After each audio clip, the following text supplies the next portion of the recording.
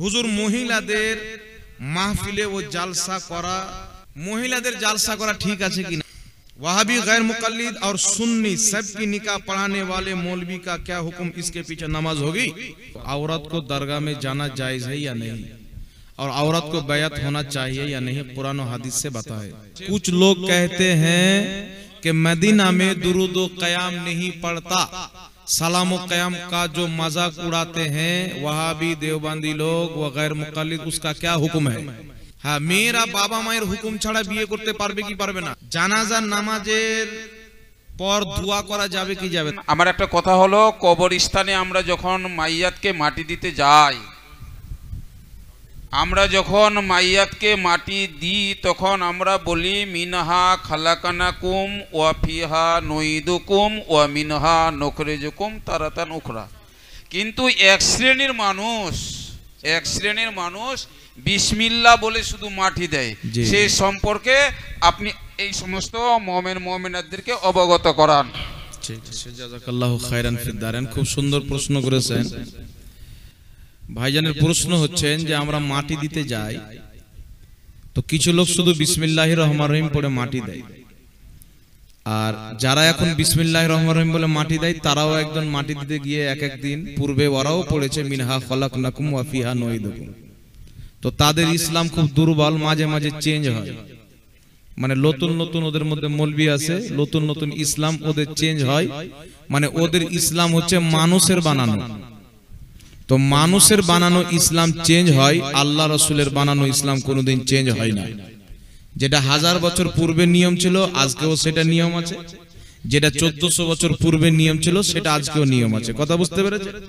কিন্তু কিছু লোক আছে তাদের পূর্বে নিয়ম ছিল মিনহা খলাকনাকুম বলে মাটি দাও, এখন নিয়ম হচ্ছে শুধু বিসমিল্লাহ বললেই হয়ে যাবে। মানে এটা মানুষের তৈরি করা শরীয়ত, আল্লাহ রাসূলের দেওয়া শরীয়ত নয়। তবে আমরা আহলে সুন্নাত ওয়াল জামাত, আমরা আল্লাহ রাসূলের দ্বীনকে মাননেওয়ালা, আমরা যখন মাটি দিই তো বিসমিল্লাহির রহমানির রহিম পড়ার পর একটি কোরআন পাকের আয়াতকে পাঠ করি, যে আয়াতটি হচ্ছে মিনহা খলাকনাকুম ওয়া ফিহা নুইদুকুম ওয়া মিনহা নুখরিজুকুম তারাতান উখরা। তো এই আয়াতটি আমরা পাঠ করি। সুনানুল কুবরা লিল বাইহাকির মধ্যে হাদিস, তাফসিরে ইবনে কাসিরের মধ্যে হাদিস, আল বিদায়া ওয়ান নিহার মধ্যে ইমাম ইবনে কাসির লিখেছেন, কানজুল উম্মালের মধ্যে হাদিস, আরো অসংখ্য কিতাবের মধ্যে হাদিসটি রয়েছে। হাদিসটি হচ্ছে নবী পাক সাল্লাল্লাহু আলাইহি সাল্লামের মেয়ে উম্মে কুলসুম রাদিয়াল্লাহু তাআলা আনহা যখন ইন্তিকাল করলেন তো আমার আপনার নবী সাল্লাল্লাহু আলাইহি ওয়াসাল্লাম হযরতে উম্মে কুলসুমকে মাটি দেওয়ার সময় এই আয়াতটি পাঠ করেছিলেন, মিনহা খলাকনাকুম ওয়া ফিহা নুইদুকুম ওয়া মিনহা নুখরিজুকুম তারাতান উখরা। যার কারণে যেই মৌলবিগুলো বলে যে মিনহা খলাকনাকুম এই আয়াতটি পড়ে মাটি দেওয়া যাবে না, তাদের সবচাইতে বড় মুফতি আজমে সৌদি আরব ইবনে বাজ, সৌদি আরবের সবচাইতে বড় মুফতি, যারা এই আয়াতটি পড়ে মাটি দেওয়া বিদআত মনে করে, তাদের গুরু নিজের কিতাব মাজমুয়া ফাতাওয়ার মধ্যে লিখছেন, তাকে প্রশ্ন করা হলো সৌদি আরবে যে হুজুর মিনহা খলাকনাকুম ওয়া ফিহা নুইদুকুম ওয়া মিনহা নুখরিজুকুম তারাতান উখরা ইনদা দাফন, দাফন করার সময় মৃত্যু ব্যক্তিকে মাটি দেওয়ার সময় উক্ত আয়াতটি পাঠ করা কি? তো সমস্ত লামাজাবি যে গাঁজাখোর মৌলবীরা বলে এই আয়াত পড়ে মাটি দেওয়া যাবে না, এদের রুহানি বাপ সবচেয়ে বড় ইমাম, সে বলছে হাযা সুন্নাতুন, মাটি দেওয়ার সময় এই আয়াতটি পাঠ করা সুন্নাত। জোরে বলেন সুবহানাল্লাহ। কথা বুঝতে পারছেন বাবা? তো এই আয়াত পড়ে যদি নবীকে অপমান করা হয় তো সবচাইতে বড় নবীর অপমাননাকারী হবে লামাযহাবী ওয়াহাবী, কারণ তাদের বাপ লিখেছে সুন্নাত। কথা বুঝতে পারছেন? কিন্তু বললাম না জাহিল বক্তা বেরিয়েছে, এরা কোরআন হাদিস তো পড়তে জান না, নিজের বাপ দাদার কিতাবও পড়ে না, আন্দাজে গুলি মারে। এ মনে করছে আমি রাজমিস্ত্রি, তো যেমন ইট লাগে আর কুর্নি লাগাই ওই বক্তব্য দেওয়া হচ্ছে। ওই তো শরীয়তকারীর বাপের প্রপার্টি নয়। কিয়ামতের সকাল পর্যন্ত যুগ যুগ থেকে মানুষ মাটি দিচ্ছেন এই আয়াতটি পাঠ করে, আর এই আয়াতটি পাঠ করে মাটি দেওয়া যদি অবৈধ হতো কোন ইমাম বলতেন কি বলতেন না? কোন কিতাবে ফাতোয়া থাকতো কি থাকতো না? জোরে বলে। যেমন মহিলাদের মাজার যাওয়া হারাম, আমি 550 বছর পূর্বের কিতাব থেকে দেখালাম। আজ থেকে 100 বছর 200 বছর পূর্বের একটা কিতাব থেকে কোন মায়ের দেখা যে উক্ত আয়াতটি পাঠ করে মাটি দেওয়া যাবে না, কেউ লেখেনি। তো আজকের মাতাল বক্তা যে বাপের জন্মে মাদ্রাসায় যায়নি, ও কেউ শরীয়তের ঠিকাদার? শরীয়তটা কি ওর বাপ? বিনা রেফারেন্সে কথা মানবেন না। যদি বলে উক্ত আয়াত পড়ে মাটি দেওয়া যাবে না, ওকে বলবেন রেফারেন্স দাও। মানুষকে বোকা বানাবে, এটা বিদাত, আর বিদাতের কোনো দলিল হয়? বেটা বিদাতের কট্টি দলিল নেবে। তোমাদের বিদাত পেশ করলাম সমস্ত কোরআন হাদিসের খেলাফ, আর যেটা কোরআন হাদিসের খেলাফ ওটাই হচ্ছে বিদাত। তো মিনহা খলাকনাকুম বলে মাটি দেওয়া কোরআন হাদিসের খেলাফ তোমার কোন বাপ বলেছে, কোন কিতাবের মধ্যে আছে দেখাও। তোমাদের সবচেয়ে বড় মুফতি ইবনে বাজ তো লিখেছে এই আয়াতটি পাঠ করে মাটি দেওয়া সুন্নাত, তাহলে জাহান্নামে যদি যায় তো আগে তোমরা যাবে। কথা বুঝতে পেরেছেন? ইমাম নববী রাহমাতুল্লাহ আলাইহি, ইমাম নববী রাহমাতুল্লাহ আলাইহি যাকে সবাই মানে বিশ্ববিখ্যাত মুহাদ্দিস, লাখ লাখ হাদিসের হাফিজ, তিনি নিজের কিতাব আল আজকারের মধ্যে লিখছেন প্রথম লোক মাটি নিবে, বিসমিল্লাহির রহমানির রহিম পড়লেন, মাটি নিলেন, মিনহা খলাকনাকুম, আরেক লোক নিল ওয়া ফিহা নুঈদুকুম, আরেকবার নিয়ে মিনহা নুখরিজুকুম তারাতান উখরা বলে এইভাবে মাটি দেওয়া তিনি বলছেন সুন্নাতে মুস্তাহিব্বা। জোরে বলেন না সুবহানাল্লাহ। ইমাম মুল্লা আলী কারি রাহমাতুল্লাহ আলাইহি 2.5 লাখ হাদিসের হাফিজ, তিনি মিশকাতের সারা মিরকাতের মধ্যে লিখছেন উক্ত আয়াতটি পাঠ করে মাটি দেওয়া হচ্ছে মুস্তাহাব, সওয়াবের কাজ।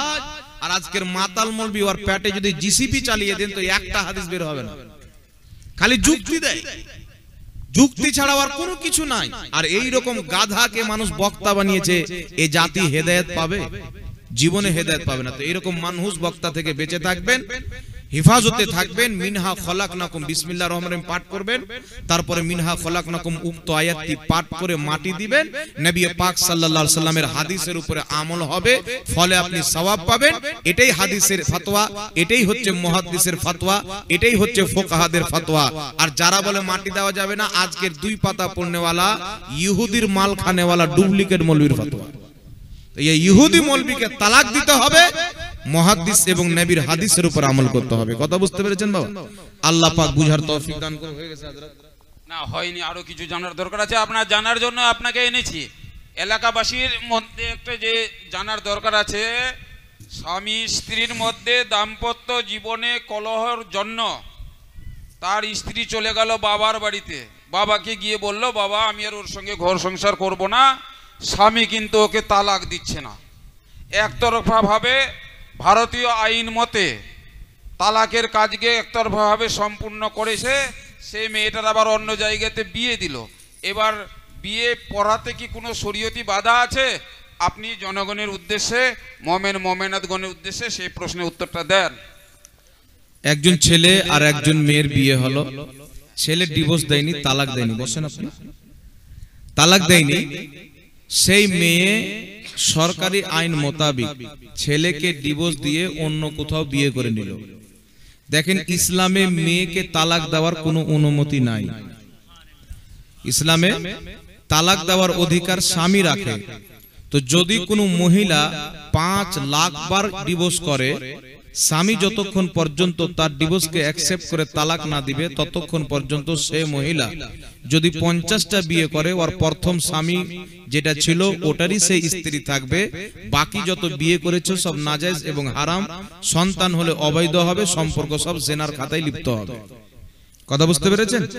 যদি কোনো মৌলবি এটা জানার পর যে স্বামী তালাক দেয়নি বৈধ মনে করে বিয়ে পড়ায়, ও মৌলবি কাফির হয়ে যাবে, ওর বউ তালাক হয়ে যাবে। আর না জানাতে যদি পড়িয়ে দেয় তবুও তাকে তওবা করতে হবে, তাজদিদে ঈমান করতে হবে। এইরকম মৌলবীকে মসজিদে ইমাম রাখা হারাম, মাদ্রাসায় শিক্ষক রাখা হারাম। কথা বুঝতে পেরেছেন?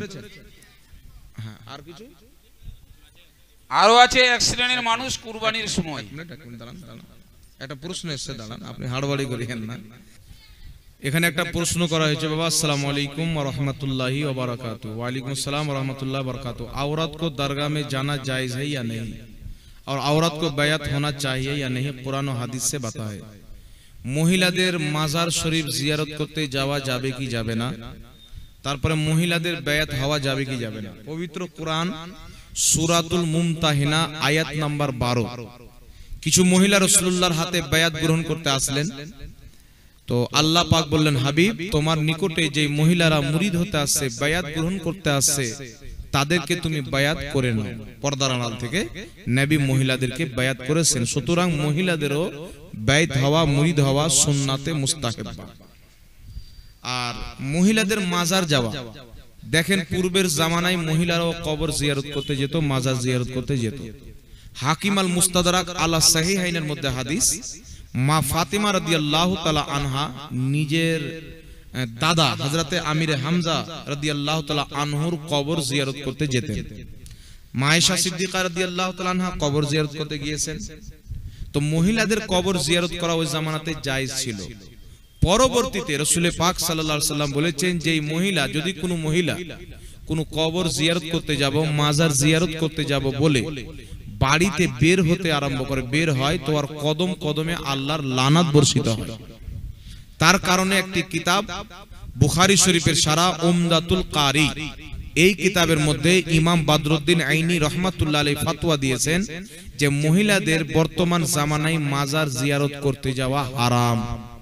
কত বছর পূর্বে বলেছেন তিনি? কম বেশ 500 বছর পূর্বে ফতোয়া দিয়েছেন মহিলাদের মাজার জিয়ারত করতে যাওয়া হারাম। আরেকটি কিতাব আল ফিকহু আলা মাযাহিবিল আরবাআ, এই কিতাবের মধ্যে লেখা আছে যে হানাফি মাযহাবের ফুকাহায়ে কেরাম ঐক্যমত পোষণ করেছেন যে মহিলাদের মাজার জিয়ারত করতে যাওয়া হারাম।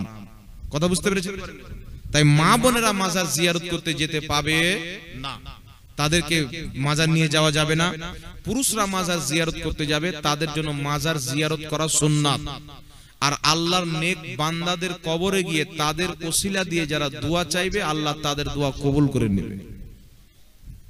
কিতাবটির নাম সিয়ারু আলামিন নুবালা, আহলে হাদিস দেওবন্দি সকলের গ্রহণযোগ্য কিতাব। ইমাম যাহাবী রাহমাতুল্লাহ আলাইহি লিখছেন আদ-দুআ ওয়া মুস্তাজাবুন ইনদা কুবুরিল আমবিয়া ওয়াল আউলিয়া, আল্লাহর ওলিদের মাজারে নবীগণের রওজাতে তাদের ওসিলা দিয়ে যে দোয়া করা হয় ওই দোয়া কারেন্টের মতন কবুল হয়ে যায়।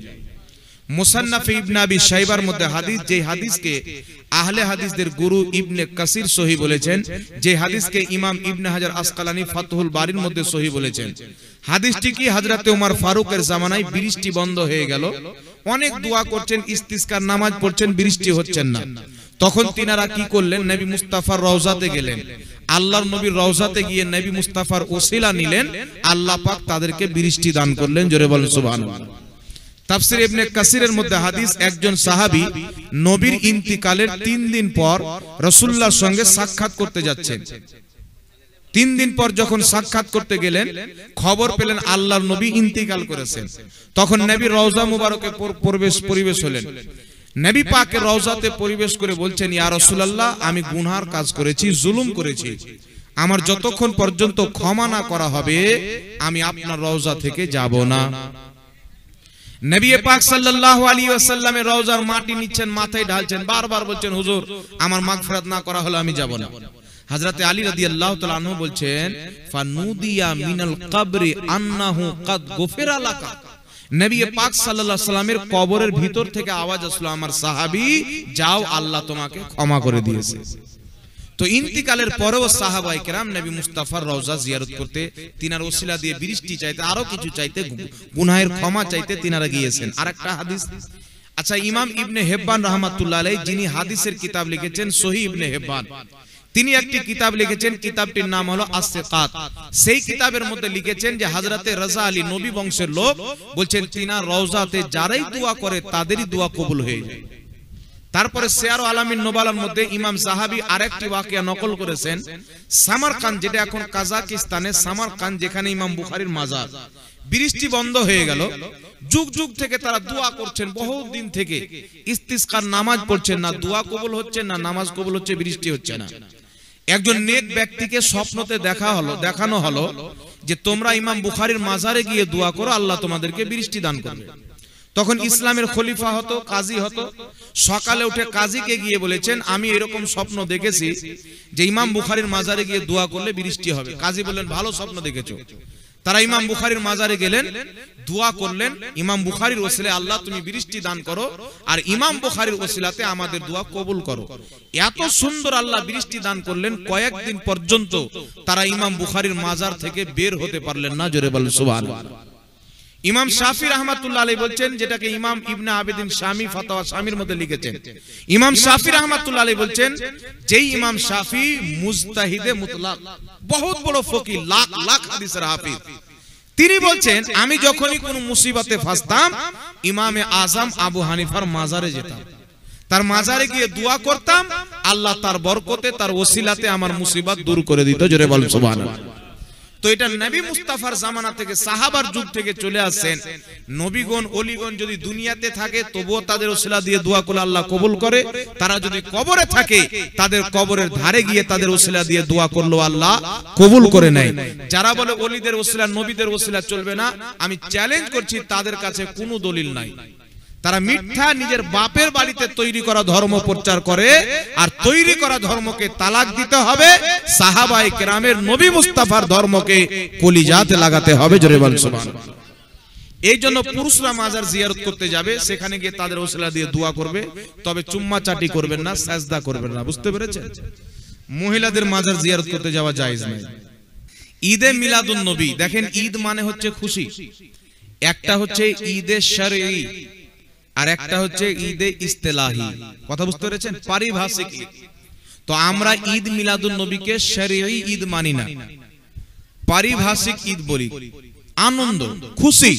যেমন আমি এসেছি ঝাড়খণ্ড থেকে, আমি যদি এসে বলি আজকে আপনাদেরকে দেখে আমার ঈমানটা তাজা হয়ে গেল, অন্তরটা ঠান্ডা হয়ে গেল, আজকে আমার ঈদ হয়ে গেল, জায়েজ না? না জায়েজ? জায়েজ আছে না? যেমন একজন ইহুদি আব্দুল্লাহ ইবনে উমরের কাছে আসলেন, যখন একটি আয়াত অবতীর্ণ হলো ইয়াউমা আকমালতু লাকুম দীনাকুম, এই আয়াতটি যখন নাজিল হলো, ইহুদি এসে বলছেন এই আয়াত যদি আমাদের নবী মুসা আলাইহিস সালামের প্রতি অবতীর্ণ হতো, এই দিনকে আমরা ঈদ হিসাবে পালন করতাম। তো ইবনে উমর বললেন যে তোমরা একটা ঈদ পালন করতে, আমাদের সেদিন দুটো ঈদ ছিল, একটা ছিল আরফার ঈদ আর একটি ছিল জুমার ঈদ। জোরে বলেন সুবহানাল্লাহ। কিছু মৌলবি বলে যে ঈদ হলো দুটা, এইগুলো হচ্ছে মাতাল মৌলবি, শয়তান মৌলবি, পড়ালেখা করেন। নবী পাক বলেছেন আল জুমআতু ঈদুল লিল মুমিনিন, জুমা হচ্ছে মুসলমানদের জন্য ঈদের দিন। তাহলে আচ্ছা বলেন তো, জুমা যদি ঈদের দিন হয় তো বছরে কটা জুমা আছে? 52টা জুমা আছে। 52টা জুমা আর এইদিকে দুটা ঈদ, কটা ঈদ হলো? 54টা ঈদ হলো। নাকি বলেন? ঈসা আলাইহিস সালাম বলছেন কোরআন পাকের মধ্যে রয়েছেন, আল্লাহ তুমি আসমান থেকে আমাদের জন্য খাবার নাজিল করো যাতে আমাদের পূর্ববর্তী এবং পরবর্তীদের জন্য ঈদ হয়ে যায়। এটা ছিল পারিভাষিক ঈদ, যে তুমি খাবার পাঠাবে, এটা আনন্দের একটা ঈদ হয়ে যাবে। তো আল্লাহর পক্ষ থেকে যদি খাবার আসে সেই দিনকে ঈসা নবী ঈদ বলেন, তাহলে যেই নবী মুস্তাফার ওসিলায় আল্লাহ পৃথিবীকে রিজিক দান করেন, সেই নবী মুস্তাফা যেই দিন এসেছেন সেই দিনকে ঈদ বলা কি করে অবৈধ হবে? কথা বুঝতে পেরেছেন কি পারেননি বাবা? আরেকটা কথা, ইমাম কাস্তালানী রাহমাতুল্লাহ আলাইহি মাওয়াহিবুল লাদুনিয়ার মধ্যে লিখছেন, যারা নবী মুস্তাফার জন্মের দিনকে ঈদ হিসাবে গ্রহণ করেছেন তাদের প্রতি আল্লাহর রহমত, তাদের প্রতি আল্লাহর বরকত।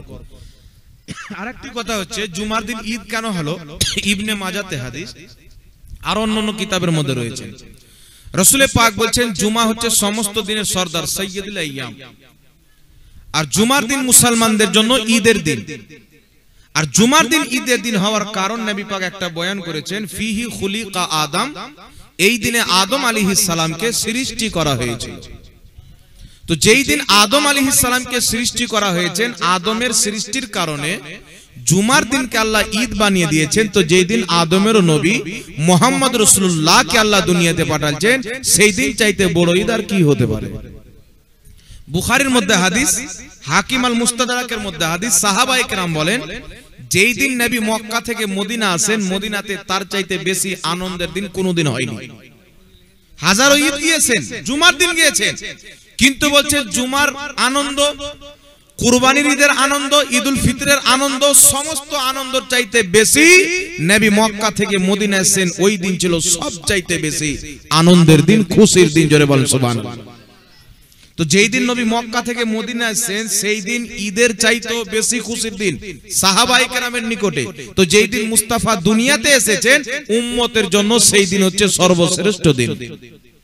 উঠান ফাতাওয়া শামির মধ্যে লেখা রয়েছে, তাফসিরে রুহুল বায়ানের মধ্যে লেখা রয়েছে, রুহুল মাআনির মধ্যে লেখা রয়েছে, আপনার সারা মাওয়াহিবুল্লাহ দুনিয়ার মধ্যে ইমাম জুরকানি লিখেছেন, আরো অনেক কিতাবের মধ্যে রয়েছে, আন্না আফজাল লায়ালি লাইলাতু মাউলিদিহি, নিশ্চয় দুনিয়াতে যত ফজিলতপূর্ণ রাত্রি রয়েছেন সবচাইতে ফজিলতপূর্ণ রাত্রি হচ্ছে মুস্তাফা জানে রহমতের জন্মের রাত্রি। জোরে বলেন সুবহানাল্লাহ। শাবে কাদার চাইতেও উত্তম, শাবে মেরাজ চাইতেও উত্তম, শাবে বারাত চাইতেও উত্তম। এটা মুহাদ্দিসদের কথা, আমার বানানো কথা নয়। কেউ যদি ফতোয়া লাগাতে চায় ওনাদের উপরে লাগাবে, নাকি বলেন? এই জন্য নবী পাক 12 রবিউল আউয়ালে জন্মগ্রহণ করেছেন। আল বিদায়া ওয়ান নিহায়ার মধ্যে সহিহ হাদিস ইবনে আব্বাস এবং হযরতে জাবির বলেন, নবীর জন্ম রবিউল আউয়াল মাসের 12 তারিখ সোমবারের দিন হয়েছে। আর এই বিষয়ে সবারই ঐক্যমত বয়ান করেছেন অনেক কেউ, আর এটা হচ্ছে মাশহুর কল। তাই 12 রবিউল আউয়ালে নবী জন্ম নিয়েছেন, এই হাদিসটা সবচাইতে বেশি সহিহ এবং এটাই হচ্ছে জামহুরের মত, এটাই হচ্ছে মাশহুর কল। তাই আমল এটার উপরে হবে 12 রবিউল আউয়াল কি নবী মুস্তাফার জন্মের দিন মানতে হবে। কথা বলছেন? কেউ বলে এই দিনে নবী জন্ম নিয়েছেন, এই দিনে নবী ইন্তিকাল করেছেন, তো খুশিটা নেন তো দুঃখটা কেন নেন না? বেটা খুশিটা আমরা লি, দুঃখটা তোরা লেলে। আর তোমাদের মৌলবি লিখেছেন নবী মরে মাটির সাথে মিশে গেছেন, আমরা তো নবীকে জিন্দা মানি, জিন্দা লোকের মরা দিন পালন করবো মানে? কথা বুঝতে পারেননি? আমাদের নবী তো জিন্দা, তো জিন্দার জন্মদিন পালন হয়, মরা দিন পালন হয় না। কথা বুঝতে পেরেছেন? এক কথা। দ্বিতীয় কথা, যারা বলে 12 রবিউল আউয়ালে নবী ইন্তিকাল করেছেন, ইমাম বদরুদ্দিন আইনি বুখারী শরীফের সারা উমদাতুল কারি মিশরের ছাপ সেই কিতাবের মধ্যে লিখছেন 12 রবিউল আউয়ালে নবী ইন্তিকাল করেছেন, হাদিসটি জাল। আর 12 রবিউল আউয়ালে নবী জন্মগ্রহণ করেছেন, হাদিসটি সহিহ। সুবহানাল্লাহ। তাহলে জাল হাদিসের উপরে তোমরা আমল করো, আমরা সহিহ হাদিসের উপরে আমল করি। কথা বুঝতে পেরেছেন? আরেকটা কথা, জন্মদিন পালন করা যাবে কি যাবে না? দেখেন আমার নবী জন্মদিন পালন করেছেন, মুসলিম শরীফের হাদিস। রাসূল পাককে জিজ্ঞাসা করা হলো, উনি প্রত্যেক সোমবার রোজা রাখতেন। হুজুর আপনি প্রত্যেক সোমবার কেন রোজা রাখেন? রাসূল পাক বলেন, ফিহি ওলিদতু, এই দিনে আমি জন্মগ্রহণ করেছিলাম। রোজা রেখে নবী নিজের জন্মদিন পালন করতেন। তাহলে জন্মদিন পালন করা জায়েজ না জায়েজ? জোরে বলেন। এখন প্রশ্ন হলো, নবী রোজা রেখে জন্মদিন পালন করতেন, আপনারা বিরিয়ানি খেয়ে কেন করেন, খিচড়ি খেয়ে কেন করেন? তো আরেকটি হাদিস মুসনাদে বাজ্জারের মধ্যে হাদিস, মুসান্নাফে আব্দুর রাজ্জাকের মধ্যে হাদিস, তাহজিবুত তাহজিব কিতাবের মধ্যে হাদিস, মাজমাউজ জাওয়াইদের মধ্যে হাদিস। হাদিসটি দাঈফ সূত্রেও বর্ণিত হয়েছে, সহিহ সনদেও বর্ণিত হয়েছে। হাদিস কি? নবী পাক সাল্লাল্লাহু আলাইহি সাল্লাম 40 বছর পর নিজের নবী হওয়ার এলান করেছিলেন। নবী আদমের সৃষ্টির পূর্বেই হয়েছেন, 40 বছর পর নবী হওয়ার প্রচার করেছেন, এলান করেছেন। নবী পাক 40 বছর পর নবুয়াতের এলান করার পর সাহাবাকে একত্রিত করলেন নিজের জন্মের দিনে, আর একটি ছাগল জবাই করলেন। ছাগল জবাই করে সাহাবাকে খাইয়ে দাইয়ে নবী নিজের মিলাদ পালন করলেন। জোরে বল সুবহানাল্লাহ। তাই ইমাম ইবনে হাজার আসকালানী বলছেন, তিনার বক্তব্যকে ইমাম ইসমাইল হাক্কি তাফসিরে রুহুল বায়ানের মধ্যে উল্লেখ করেছেন। ইমাম জালালউদ্দিন সিউতি হুসনুল মাকসাদ ফি আমালিল মাউলিদ কিতাবের মধ্যে উল্লেখ করেছেন। ওয়াকাদ ইস্তাখরাজাত লাহুল ইমামুল হাফিজ ইবনে হাজার আসকালানী রাহিমাহুল্লাহ আসলান মিনাস সুন্নতি। ইমাম ইবনে হাজার আসকালানী রাহমাতুল্লাহ আলাইহি বলছেন, নবী মুস্তাফার মিলাদের দলিল আমি নবী মুস্তাফার হাদিসে পেয়েছি। জোরে বলেন সুবহানাল্লাহ। ইমাম জালালউদ্দিন সিউতি বলছেন, নবী যে ছাগল জবাই করেছিলেন, ছাগলের মাংস খাইয়ে নিজের জন্মদিন পালন করেছেন। কেউ যদি রোজা রেখে নবীর জন্মদিন পালন করে জায়েজ আছে, খাওয়া দাওয়ার মাধ্যমে পালন করেন জায়েজ আছে। ইমাম ইবনে হাজার মক্কি নিজের কিতাব ফাতাওয়া হাদিসিয়ার মধ্যে লিখতেছেন, নবী মুস্তাফার মিলাদকে কেন্দ্র করে রোজা রাখা যায়, জালসা করা যায়, জুলুস করা যায়, দান সাদকা করা যায়, কোরআন তেলাওয়াত করা যায়, খাওয়া দাওয়ার ব্যবস্থা করা যায়। এই সমস্ত নেক কাজের মাধ্যমে নবীর মিলাদ পালন করা সওয়াবের কাজ। জোরে বল সুবহানাল্লাহ। ইমাম জালালউদ্দিন সিউতি রাহমাতুল্লাহ আলাইহি নিজের কিতাব আল হাবিলিল ফাতাওয়ার মধ্যে উল্লেখ করেছেন, নবী মুস্তাফার মিলাদকে কেন্দ্র করে মানুষকে জমা করা, জিক্র আজকারের মাহফিল করা, দুরূদ ও সালাম পাঠ করা, কোরআন তেলাওয়াত করা, দান সাদকা করা, খাওয়া দাওয়ার ব্যবস্থা করা, এই সমস্ত কাজ নেক কাজের অন্তর্ভুক্ত। এইগুলো কাজ করে নবীর মিলাদ পালন করা জায়েজ আছে। জোরে বলতে হবে সুবহানাল্লাহ। জগৎ বিখ্যাত কিতাব, কিতাবটির নাম হচ্ছে, লেখকের নাম হচ্ছে আপনার ইমাম মোল্লা আলী কারি, 2.5 লক্ষ হাদিসের হাফিজ, মক্কা মদিনার যিনি ইমাম ছিলেন। তিনি নিজের কিতাব মাওরিদুর রাবি ফি মাউলিদিন নববী, সেই কিতাবের মধ্যে লিখতেছেন নবী মুস্তাফার মিলাদ পালন করা জায়েজ আছে। 950 বছর পূর্বের ইমাম ইবনুল জাওজি নিজের কিতাব আল বায়ান ও মাউলিদিন নবীর মধ্যে লিখছেন মিলাদুন নবী পালন করা জায়েজ। ইমাম সাখাবী বলছেন মিলাদুন নবী পালন করা যায়। ইমাম ইবনে হাজার আসকালানী বলছেন মিলাদুন নবী পালন করা যায়। ইমাম ইসমাইল হাক্কি তাফসিরে রুহুল বায়ানের মধ্যে লিখছেন মিলাদুন নবী পালন করা যায়। শাহ ওয়ালিউল্লাহ মুহাদ্দিস দেহলভী নিজের কিতাব ফাইজুল হারমাইনের মধ্যে লিখছেন মক্কা মদিনাতে মিলাদুন নবী পালন হয়, আমাদের দেশেও মিলাদুন নবী পালন করা যায়। জোরে বলেন সুবহানাল্লাহ। আরো যদি কিতাবের নাম নি তো আরো আধ ঘন্টা চলে যাবে, এত দলিল আমাদের কাছে রয়েছেন। যারা বলে মিলাদুন নবী পালন করা ইসলামে নাই, এ বেটা ইসলামের মধ্যে নাই তো ইহুদির মধ্যে আছে, তো ইসলামের মধ্যে পাবে ও তো খ্রিস্টানের বাচ্চা, তো মিলাদুন নবীর দলিল কোথায় পাবে? দলিল নিলে আমাদের কাছ থেকে নিতে হবে, বেটা পড়াশোনা করতে হবে। যেইগুলো কিতাবের নাম বললাম এ দাজ্জাল কানারা চোখেও মনে হয় দেখেনি, পড়ে ফাতোয়া দিবে তেবি তো দেখবে। তো মিলাদুন নবী পালন করা যায়, অবশ্যই আপনারা পালন করবেন। আহলে হাদিসদের গুরু ইবনে তাইমিয়া ইকতিদাউল সিরাতাল মুস্তাকিমের মধ্যে লিখছেন যারা মিলাদুন নবী পালন করে নবীর মুহাব্বতে করে, নবীর মুহাব্বতে করার কারণে আল্লাহ তাদেরকে সওয়াব দান করবে। তাদের বাপ বলছে সওয়াব দান করার, আরে তাদের নাজের সন্তান বলছে যে পালন করা যাবে না। দেওবন্দীদের গ্রহণযোগ্য ইমাম শাহ ওয়ালিউল্লাহ মুহাদ্দিস দেহলভী বলছেন মিলাদুন নবী পালন করা যায়। দেওবন্দি আহলে হাদিস সকলের গ্রহণযোগ্য মুহাদ্দিস ইমাম আব্দুল হক মুহাদ্দিস দেহলভী আল বুখারী রাহমাতুল্লাহ আলাইহি আখবারুল আখির কিতাবের মধ্যে লিখছেন মিলাদ করাও যায়, কায়াম করাও যায়। সুবহানাল্লাহ। তো এরা হলো মুনাফিক। কিতাবের মধ্যে কিছু লেখা আছে, এরা মানুষকে গুমরা করে। কিছু বলছে ইয়া নবী পড়বে, কোরআনে ইয়া নবী আছে, কোরআন পাকে কি আছে? বলছে আইয়ুহান নবী মানে হে সম্মানিত নবী। তো বেটা আইয়ুহান নবী মানে হে সম্মানিত নবী, তাহলে আইয়ুহাল কাফিরুন মানে কি? হে সম্মানিত কাফির। কত বড় দাজ্জাল কানা, মানে নিজের মত যেটাতে বানিয়ে হবে কোরআন পর্যন্ত চেঞ্জ করে দাও, কিন্তু নিজের মতকে বয়ান করে। এরা হচ্ছে ঈমান চোর। ইয়া আইয়ুহান নবীর অর্থ হচ্ছে হে নবী, ইয়া নবীর অর্থ হচ্ছে হে নবী, আইয়ুহান নবীর অর্থ হচ্ছে হে নবী। নামাজে বলি আইয়ুহান নবী, বলি কি বল না আসসালামু আলাইকা আইয়ুহান নবী। কোরআন পাক আছে ইয়া আইয়ুহান নবী, ইয়া আইয়ুহাল কাফিরুন কোরআন পাকের মধ্যে আছে। এর অর্থ হে সম্মানিত নবী নয়। নবীকে আল্লাহ অনেক সম্মান দিয়েছেন, কিন্তু কোরআন পাকের মতলব চেঞ্জ করে আমি আপনি সম্মান কি দেব? সম্মান তো আল্লাহ দিয়েছেন। আল্লাহ বলছেন ইয়া আইয়ুহান নবী, হে নবী। সুবহানাল্লাহ। আল্লাহ বলছেন ইয়া আদম, ইয়া ইয়াহইয়া, ইয়া ঈসা, ইয়া মুসা। আল্লাহ নবীকে ইয়া আইয়ুহান নবী বলেও ডেকেছেন, ইয়া মুসা ঈসা বলেও ডেকেছেন। এর অর্থ কি? ইয়া আইয়ুহান নবী বলাও যায়, ইয়া নবী বলাও যায়। এটাও কোরআনের দলিল, ওটাও কোরআনের দলিল। জোরে বলেন সুবহানাল্লাহ। একটা বাংলাদেশে মৌলবি বেরিয়েছে, বলছে নামাজের মধ্যে আমরা নবীকে বসে সালাম দিই আর তোমরা দাঁড়িয়ে সালাম দাও, বাপের তৈরি করা বিদআত। ও বেটা নামাজে দাঁড়িয়ে নবীকে সালাম দাও আর জানাজার নামাজে কি করে সালাম দাও? 5 ওয়াক্তের নামাজের বসাটা মনে আছে, আর নানার জানাজার নামাজে দাঁড়িয়ে সালাম দিয়েছো ওটা বেটা ভুলে গেছে। বুঝতে পারছেন? তো যদি কেউ বলে নামাজে বসে সালাম দিচ্ছি তো দাঁড়িয়ে সালাম দেওয়া যাবে না, জানাজার নামাজ ওদেরকে বলবেন যে বসে পড়, আর কাঁচা কমচি নিয়ে দাঁড়াবেন যে দাঁড়িয়ে পড়লি ছাঁট দেবো। তো এরা হলো মুনাফিক। এরা নিজে বুঝবে না, বুঝার চেষ্টাও করবে না। নবী পাককে বসে সালাম দেওয়া যায়, নবী পাককে দাঁড়িয়ে সালাম দেওয়া যায়। ইন্নামাল আমালু বিন্নিয়াত, সমস্ত আমলের ফল নিয়তের উপরে। কেউ যদি দাঁড়ায় যে আমি নবীকে না দেখে নবীর সম্মানে দাঁড়ালাম, তার দাঁড়ানো সওয়াব, ইয়া নবী সালাম আলাইকা বলাও সওয়াব।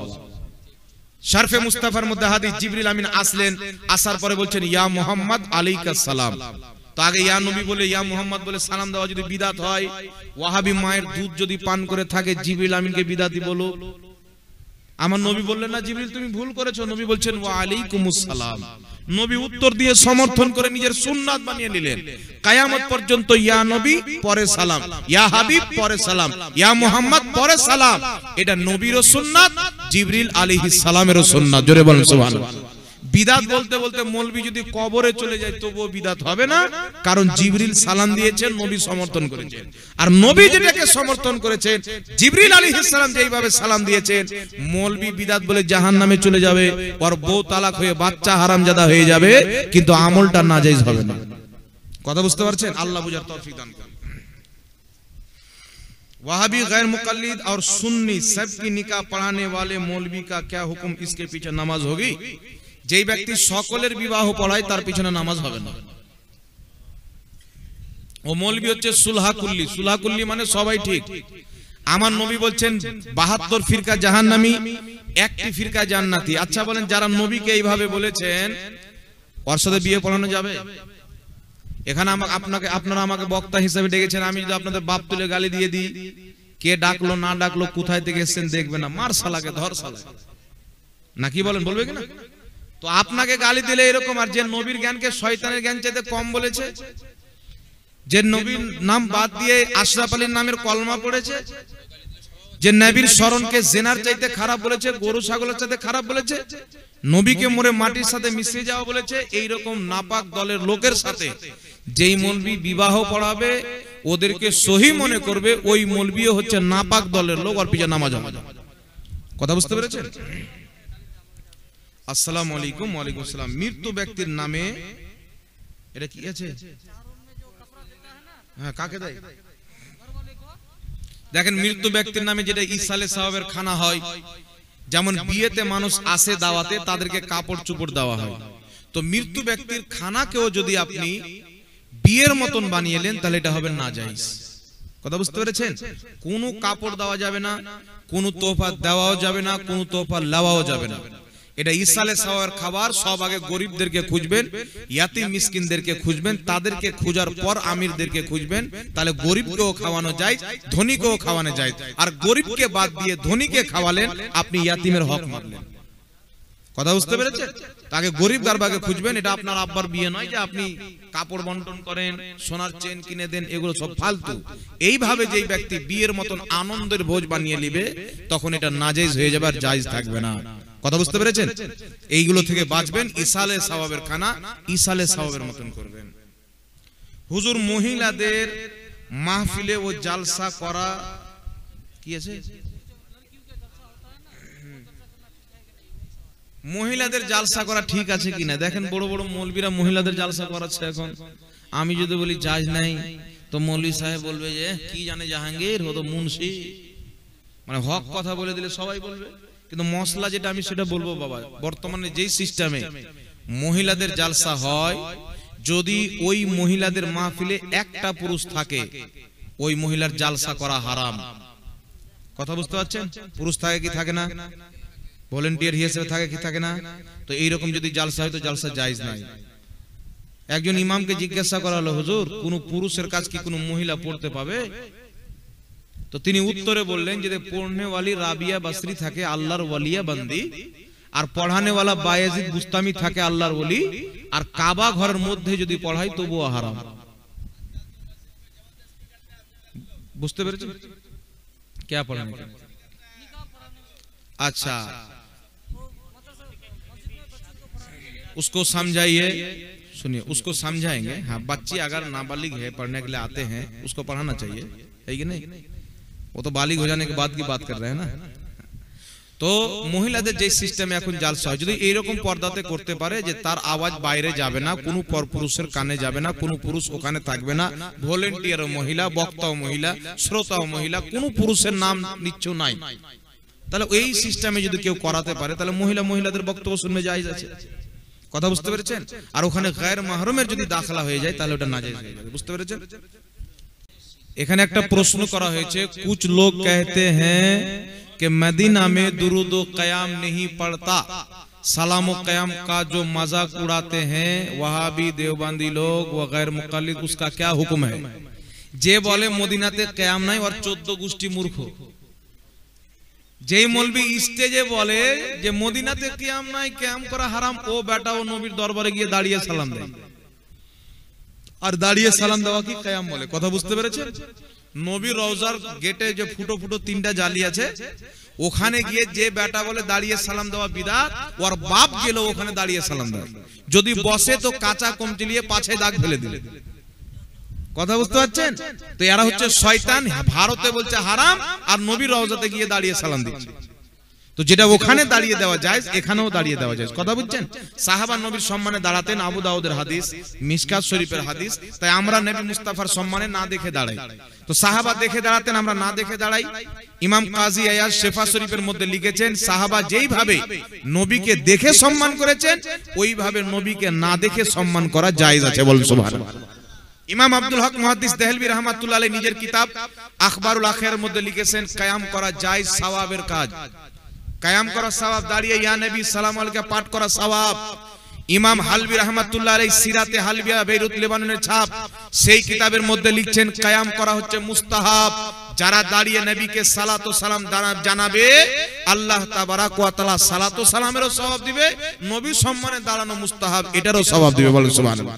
তো ইমামগণ মুহাদ্দিসিনগণের নিকটে এটা সওয়াব, আর আজকের কিছু ডেট ফেল মৌলবীর নিকটে বিদআত। তো ডেট ফেলকে ফেলে দিতে হয় না? একটা ওষুধের ডেটটা যদি ফেল হয়ে যায় তাহলে ওষুধটাকে ফেলে দিতে হবে, ডেট এক্সপায়ার হয়ে গেল। কথা বুঝতে পারছেন না? তো এই মৌলবীর ফতোয়া ফেলে দিতে হবে, মুহাদ্দিসদের ফতোয়া মানতে হবে। কথা বুঝতে পেরেছেন? বলে মদিনাতে মিলাদ হয় না, মদিনাতে জুলুস হয় না।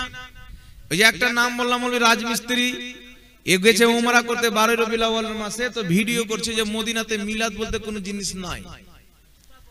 আরে নবী জন্ম নিলেন মক্কায়, ইন্তিকাল করলেন মদিনায়, মক্কাতে মিলাদুন নবী জানতে পারলো না, মদিনার লোক বুঝতে পারলো না, আর 7 সমুদ্র পার করে ভারতের লোক বেশি বুঝে গেল, তোমার চামড়া তুলে লো। বুঝতে পারছেন? এই কথা বলছে কি বলে না? তো আমি ওকে বলবো, মদিনাতে যদি এখন মিলাদুন নবী উঠে যায়, হাজারো বছর হয়েছে, মক্কাতে মিছিল হয়েছে, মদিনাতে মিছিল হয়েছে, নবীর মিলাদ হয়েছে, মাহফিল হয়েছে, ঝান্ডা লেগেছে, যা আমরা করছি সবকিছু মক্কা মদিনাতে হয়েছে। এর দলিল ফাইজুল হারমেন কিতাবের মধ্যে লেখা আছে, ফাতাওয়া হাদিসিয়ার মধ্যে লেখা আছে, মাওয়াহিবুল্লাহ দুনিয়ার মধ্যে লেখা আছে, তাফসিরে রুহুল বায়ানের মধ্যে লেখা আছে, হাজার কিতাবের মধ্যে মুহাদ্দিসরা লিখে রেখেছেন। বুঝতে পারছেন? বলছে আজকে ওঠালো মক্কা মদিনায় হয় না তাই আমরাও করি না। তাহলে মক্কা মদিনায় যেটা হচ্ছে ওটা কর, না কি বলেন? মক্কা মদিনায় মিলাদ হয় না, করব না, তাহলে মক্কা মদিনায় যেটা হচ্ছে ওটা করতে হবে কি হবে না? কথা বলেন। মক্কা মদিনার রাজধানী কি? রিয়াজ।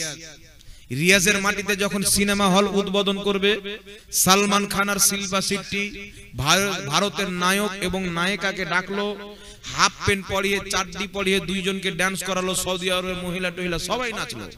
তাহলে আমি এদেরকে বলবো, সৌদি আরবে কায়াম হয় না করিও না, মিলাদ হয় না করিও না, কিন্তু মা বোনকে নিয়ে তো তারা ডান্স করেছে, তো তুমি তোমার স্ত্রীকে নিয়ে ডান্স করাও, না কি বলেন?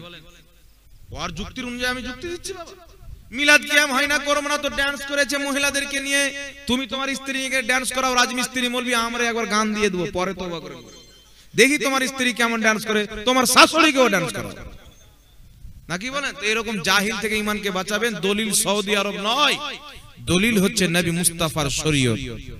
কথা বুঝতে পেরেছেন বাবা? মক্কা মদিনাতে হারাম কাজ হবে না। তো মক্কাতে আবু জেহেল নামের লোক ছিল, তোর বাপের নাম আবু জেহেল রাখ না। মক্কাতে আবু লাহাব নাম ছিল, তোর বেটার নাম আবু লাহাব রাখ না। তো এইগুলো হচ্ছে চানাচুর বিক্রি করে না মৌলবি, মানে দলিল নাই তো যুক্তি মেরে বেড়ায়, এ ফুচকা মৌলবি। আর হিম্মত নাই যে একবার আমাদের সামনে বসে যাবে, পায়জামা লুঙ্গি সব খুলে ন্যাংটা করে বাড়ি পাঠাবে। আল্লাহ এই জাতিকে হেদায়েত দিবে না, তবু আমরা দোয়া করি আল্লাহ হেদায়েত দান করুক, পড়েন আল্লাহুম্মা আমিন। এটা হয়ে গেল।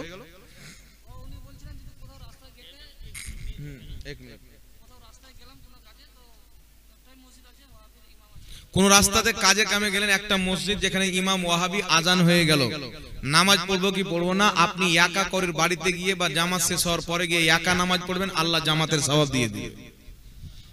কথা হচ্ছে যে একা নামাজ পড়লে জামাতের সওয়াব কি করে পাবো? হযরতে আলী বাড়িতে নামাজ পড়ছেন, তো সাহাবা বলছেন হুজুর নবীর তৈরি করা মসজিদ, মসজিদে নববী অন্য মসজিদ চাইতে হাজারো গুণ সওয়াব বেশি, আর আপনি বাড়িতে নামাজ পড়ছেন, জামাতে আসছেন না। তো আলী বলছেন আমি নবীকে বলতে শুনেছি, আলী আমার মুসাল্লাতে যদি কোনো জালিম ব্যক্তি চেপে নেয়, তুমি বাড়িতে নামাজ পড়বে, মসজিদে নবীর জামাতের সওয়াব আল্লাহ তোমাকে বাড়িতেই দিয়ে দিবে। তো এইরকম পরিস্থিতিতে আপনি একা বাড়িতে গিয়ে নামাজ পড়বেন, জামাতের সওয়াব আপনাকে আল্লাহ দিয়ে দিবে। এই যেগুলো আকীদা বললাম, এইগুলো আকীদা মান্যকারী ইমামের পিছনে নামাজ হবে? ও যদি না মানে, মান্যওয়ালাকে যদি সমর্থন করে, তার পিছনে নামাজ হবে? কোনই মতে নামাজ হবে না। এখানে একটি প্রশ্ন, হুজুর কি আছে?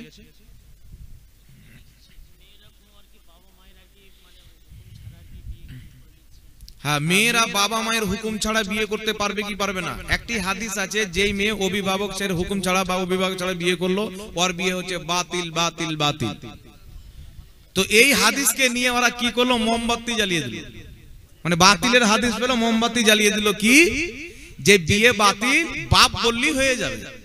একটা লোক ফোন করেছেন, হুজুর বিয়ে পড়াতে গেলাম, তো মেয়ের কাছে যাচ্ছি, তো যেতে দিল না। ওর বাপ বলছে আমি বলছি রাজি, তুমি বিয়ে পড়িয়ে দাও। আমি বললাম ওর বাপকে নিয়ে আসতে, মেয়ে কেন নিয়ে আসলে, নাকি বলেন? ওর বাপ স্ত্রী হলো, মেয়েটা কি করে স্ত্রী হলো? বিয়েটা তো ওর বাপের সাথে পড়াইতে গেছিল না, মেয়েটার সাথে। শুনেন, মেয়ে বালিগ আছেন, মেয়ের অনুমতি না নিলে ওর বাপ যদি ৮৩,০০০ বার বলে বিয়ে পড়িয়ে দাও, বিয়ে হবে না। কথা বুঝতে পারছেন? বলতে বলতে ওর বাপের বিয়ে হয়ে যাবে, কিন্তু মেয়েটার বিয়ে হবে না। তো এইরকম জাহিল সমাজে নিজের ছেলে মেয়ের বিয়ে দিবেন না। কথা বুঝতে পেরেছেন? যারা দিয়ে দিয়েছেন, দ্বিতীয়বার বিয়ে পড়াননি, বিয়েটা দ্বিতীয়বার পড়িয়ে দিবেন। যেইগুলো মেয়ে নিয়ে এসছেন সেইগুলো মেয়েকে এগুলো আকীদা বলবেন, তারা যেন আমাদের আহলে সুন্নাত ওয়াল জামাতের মতে চলে। কথা বুঝতে পেরেছেন তো? জি বলতে রহিए, हम सुनते रहते हैं। अच्छा, इसको पहले बोल ले, उसको आपको सुनते हैं क्या? আসসালামু আলাইকুম। ওয়ালাইকুম আসসালাম ওয়া রাহমাতুল্লাহ।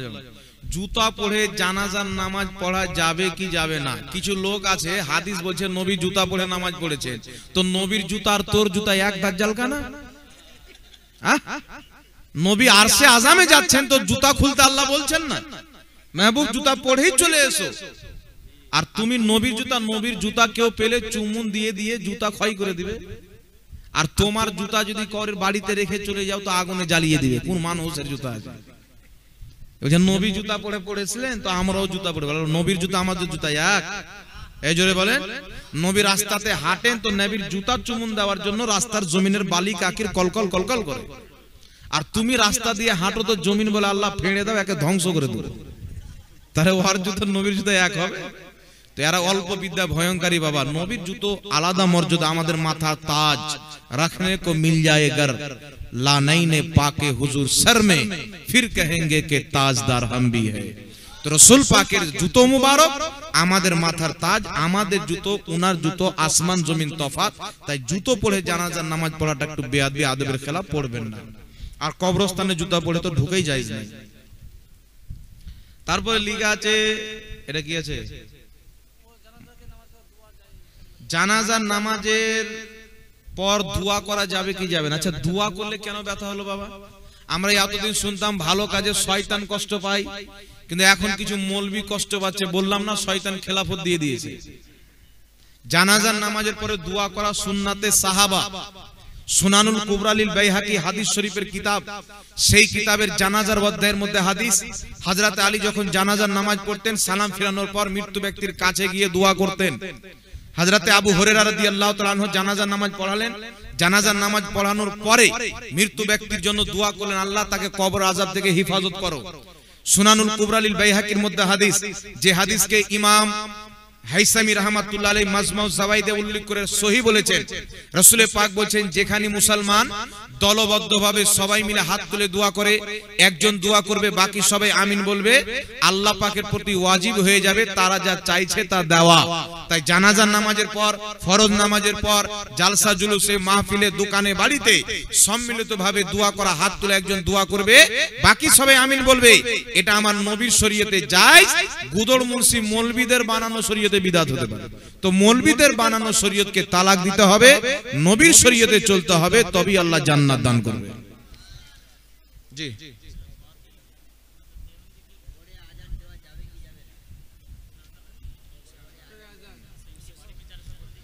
যাক হযরত শুনেন, বিষয় হচ্ছে দেওবন্দি হোক, ওয়াহাবি হোক, মানুষ তো সবই।